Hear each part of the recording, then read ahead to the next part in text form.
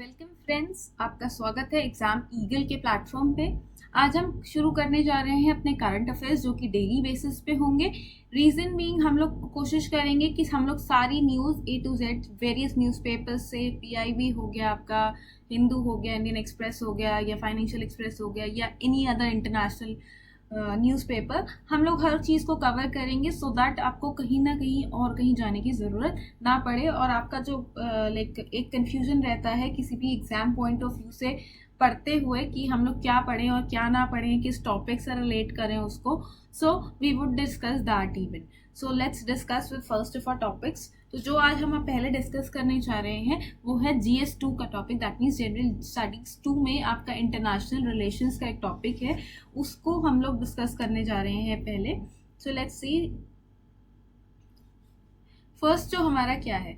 First topic हमारा है कि नेपाल ने रिसेंटली एक अमेंडमेंट पास किया है अपने न्यू मैप पे। अब इस न्यू मैप का काम क्या है या हम बात करें तो ये काफ़ी टाइम से न्यूज़ में रहा है।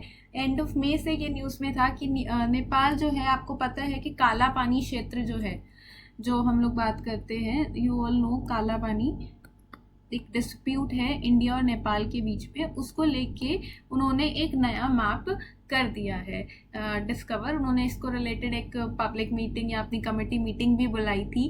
एंड फिर उसके बाद इन्होंने एक पब्लिश बिल निकाला जिससे कि ये वन गो में पास ऑन हो जाए, they don't need to wait for it. ठीक है, तो वही चीज़ को अभी लेके न्यूज़ में आया है कि नेपाल ने अमेंडमेंट बिल अपना पास कर दिया है। तो अभी lower house of the Nepal parliament ने वोट किया है और ये सेकेंड कॉन्स्टिट्यूशन बिल है उनका, सेकेंड कॉन्स्टिट्यूशन अमेंडमेंट बिल, जिसमें उन्होंने कहा है कि वो काला पानी जो एरिया है, दिस यू कैन सी, ये जो मैप में हमें दिखाई दे रहा है, ये आपका उत्तराखंड के पिथौरागढ़ जिले में पड़ता है, यानी डिस्ट्रिक्ट में पड़ता है।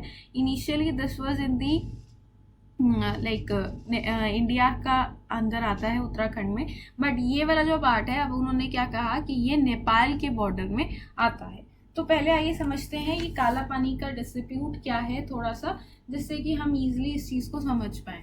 तो पहली चीज़ तो हमने यही बताई है कि आपको कि ये जो एरिया है ये इंडिया के अंदर आता है, लेकिन इसको क्लेम नेपाल भी करती है, राइट। उसके बाद अगर हम बात करें इस एरिया की तो आप ये देख सकते हैं कि ये जो है, ये बॉर्डर जो है, ये जो नॉर्थ वाला बॉर्डर है इसका, ये तिब्बत का पार्ट है जो ऑटोनोमस रीजन है चाइना का, और इसका जो ये आपका ईस्ट और साउथ वाला पार्ट है, this is east, this is south part, ठीक है, ये जो है नेपाल के साथ बॉर्डर शेयर करता है, करेक्ट। तो ये जो इशू शुरू हुआ था ये सुगाली ट्रीटी से शुरू हुआ था, राइट। ये काफ़ी डीप एक इशू है which has to be understood separately obviously, but अभी एक ओवरव्यू के पॉइंट ऑफ व्यू से।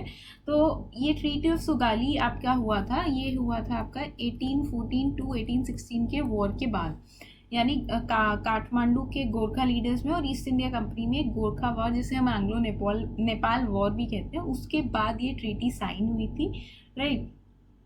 ठीक है, तो उसमें ये ट्रीटी साइन होने के बाद आर्टिकल 5 था इस ट्रीटी का। कौन सा आर्टिकल था? आर्टिकल 5 था, जिसमें ये कहा गया था कि नेपाल जो है इस रिवर काली के जितने भी मतलब क्लेम है वो जो है वो दे देता है ब्रिटिशर्स को। तो इसलिए क्योंकि ब्रिटिशर्स को दे दिया, दैट मीन्स उस टाइम ब्रिटिश इंडिया थी। अब ब्रिटिश इंडिया ने जब like we are the successors of India, British India ना, तो हम लोग के पास ये ऑटोमेटिकली आ गया। बट नेपाल सेज दैट नहीं, ये एरिया हमारा है, सो ये कहीं ना कहीं यहाँ से शुरू होता है, ठीक है। अब अगर हम बात करें राइट नाउ, उन्होंने काला पानी को लिम्पू दरिया, ये इसमें प्रॉब्लम पता है क्या है, इस इशू का प्रॉब्लम है कि ये ओरिजिन रिलेटेड इशू है, क्योंकि इसकी ओरिजिन की अभी तक हमारे पास कोई लाइक कोई प्रॉपर वो नहीं है, प्रॉपर इन्फॉर्मेशन नहीं है, या फिर हम कहें कि कहीं ना कहीं हमें ओरिजिन के बारे में नहीं पता, क्योंकि अगर ओरिजिन इंडिया के अकॉर्डिंग देखें तो ये इंडिया का पार्ट बन जाता है, और ओरिजिन अगर हम नेपाल के अकॉर्डिंग देखें तो वो नेपाल का बन जाता है।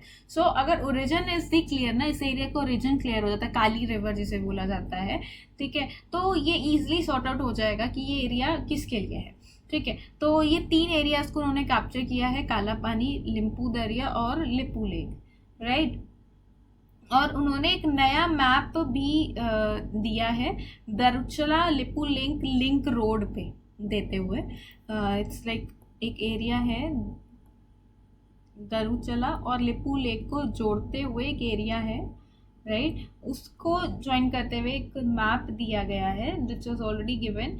और उसके बाद अब लेट्स सी कि ये उन्होंने बोल तो दिया, अमेंडमेंट तो पास कर दिया, तो इंडिया का रिएक्शन इज मिनिस्ट्री अफेयर्स का कि बोथ दी कंट्रीज का जो, अगर हम कल्चरल बैकग्राउंड देखें या रिलीजियस बैकग्राउंड देखें, और इनफैक्ट आपको ये भी पता होगा कि in fact if we need to go in Nepal तो हमें कोई वीज़ा वगैरह की परमिशन रिक्वायर्ड नहीं है, वी कैन ईजिली गो।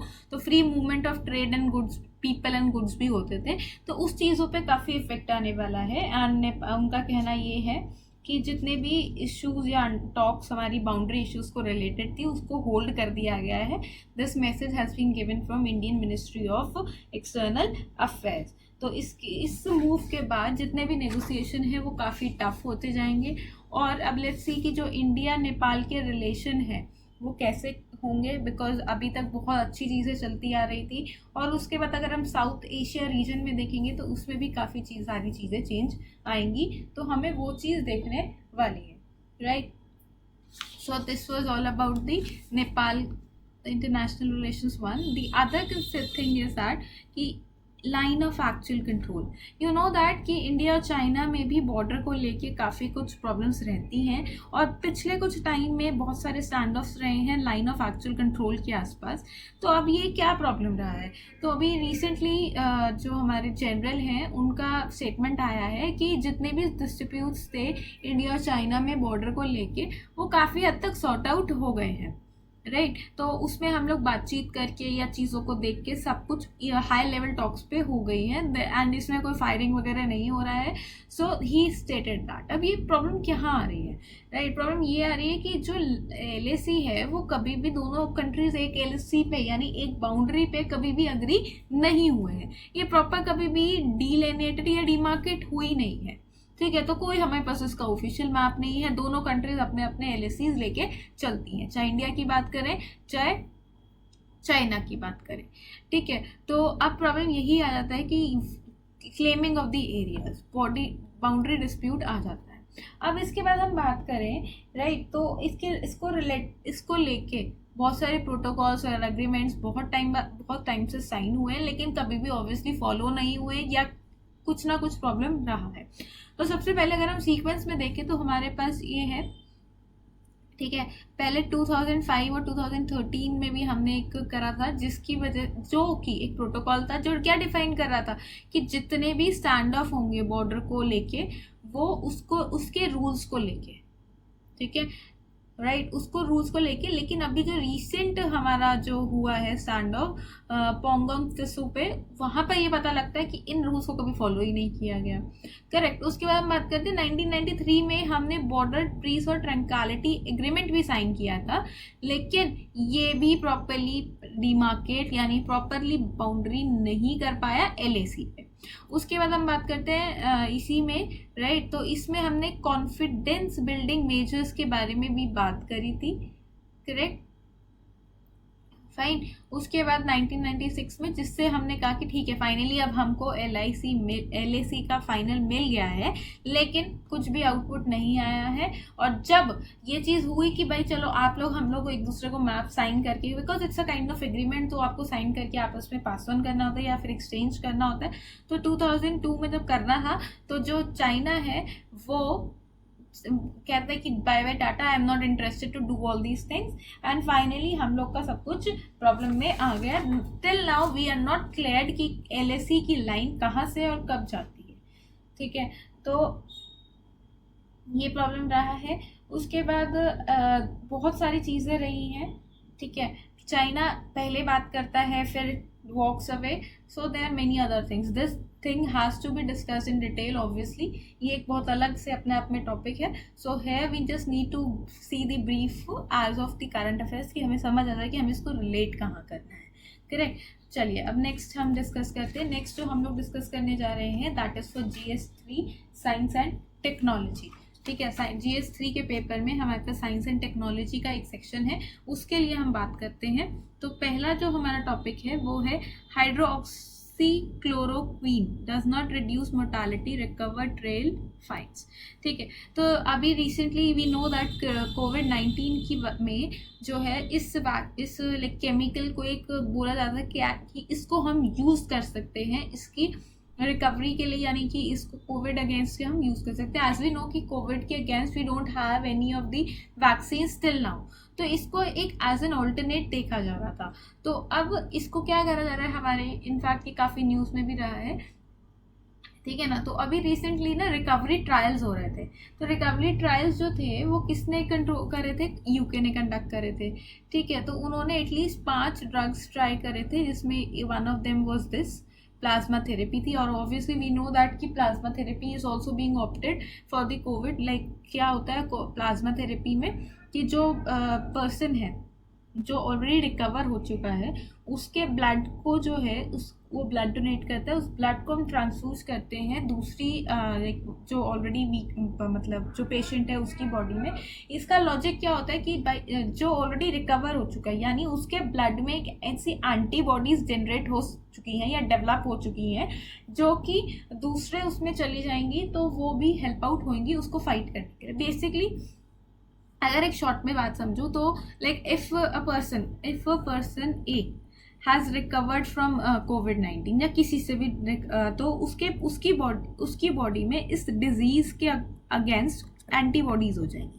ठीक है, तो उसमें क्या किया, थोड़ा सा ब्लड इसने ना बी को दे दिया जो कि पेशेंट था कोविड का, तो इसकी बॉडी से जो एंटीबॉडीज थी वो यहाँ ट्रांसफ़र होगी जो कि फाइट करने में हेल्प करेंगी फॉर दी कोविड। ठीक है, तो इस चीज़ को हम लोग यूज़ कर रहे थे, we all know that. But अभी जो रिकवरी ट्रायल हुआ है हाइड्रोक्सीक्लोरोक्वीन पे, इसमें ये बोला गया है कि कोई भी क्लिनिकल बेनिफिट इसका नहीं आया है और मोर्टालिटी रिडक्शन तो बिल्कुल भी नहीं होगा। ठीक है, तो इस चीज़ पे इशू आया है थोड़ा सा।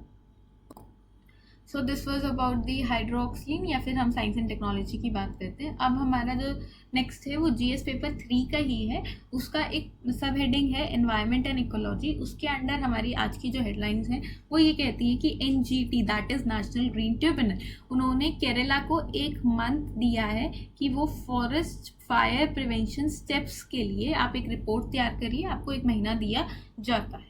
ठीक है, ये डायरेक्शन उनको किसने दी है, southern bench of NGT that is national green tribunal.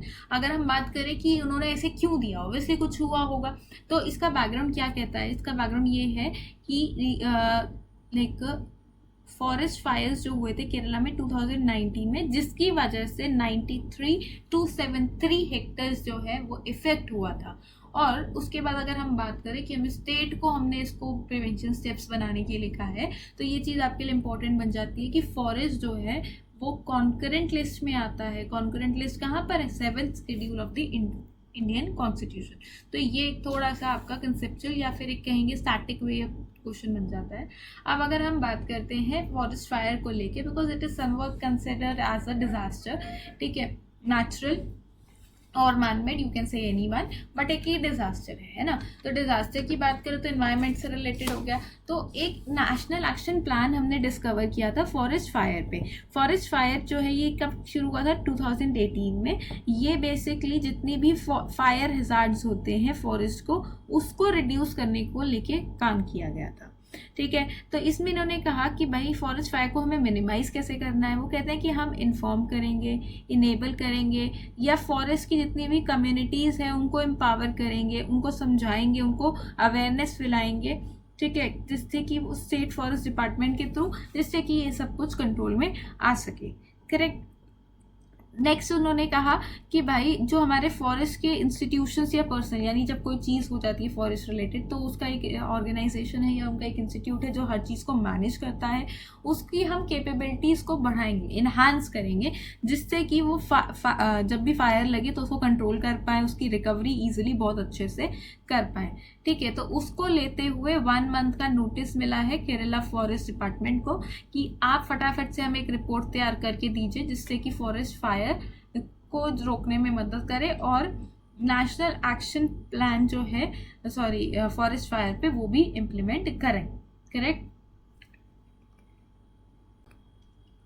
So this was all about the mains paper. और अब आप बात करते हैं थोड़ा सा प्रीलिम्स के बारे में, प्रीलिम्स रिलेटेड फैक्ट्स के बारे में। अभी ऐसे यू नो कि हम पूरी कंट्री में लॉकडाउन चल रहा था, सबसे ज़्यादा इफेक्टेड लेबर्स हुए थे, जो डेली वेज लेबर्स हैं, उनको लेके काफ़ी इश्यूज रहे हैं कि वो अपनी प्लेस पे जाना चाहते हैं बट नहीं जा पा रहे हैं क्योंकि सब कुछ बंद था, है ना। तो अभी राइट नाउ जो रिटर्न करे हैं after the opening of the commutation problems like railways खुला, बस खुले, तो उसके बाद जब ये लोग वापस अपने होम टाउन जा रहे हैं तो ऑब्वियसली ये लोग डेली वेज वर्कर्स हैं, इन लोग को काम तो चाहिए बिकॉज दे आर वर्किंग कि हम रोज रोज कमाएंगे और फिर हम खाना खा पाएंगे, है ना। तो उनके लिए वो वापस जा रहे हैं, वो मतलब अपने होम टाउन जा रहे हैं, लेकिन वो वापस अपनी जहाँ पर वो काम करते थे वहाँ नहीं आना चाह रहे हैं, है ना, कि ये बीमारी इतनी ज़्यादा फैल रही है, एक पेंडेमिक बहुत बड़ा है ना। तो उनके लिए गवर्नमेंट ने क्या बोला है कि जितने भी रिटर्निंग लेबरर्स हैं उनको हम जल जीवन मिशन में एम्प्लॉय कर देंगे। अब जल जीवन मिशन एक नया टॉपिक आया था तो हमें उस चीज़ को समझना है, ठीक है।